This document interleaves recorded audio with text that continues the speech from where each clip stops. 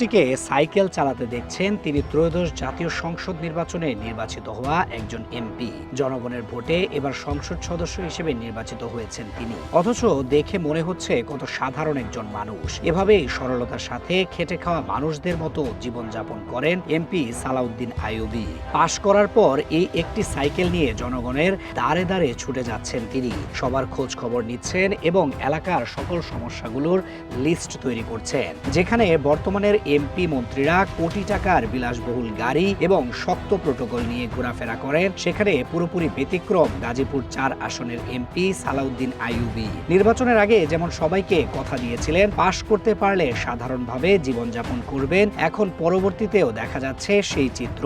সাইকেলে করে গ্রামে বাজারে হাটে ঘাটে জনগণের দাঁড়ে দাঁড়ে পৌঁছে যাচ্ছেন তিনি। এমন একজন প্রতিনিধি পাওয়া সত্যিই তো সাধারণ মানুষের কাছে ভাগ্যের ব্যাপার। তাছাড়া পোশাকের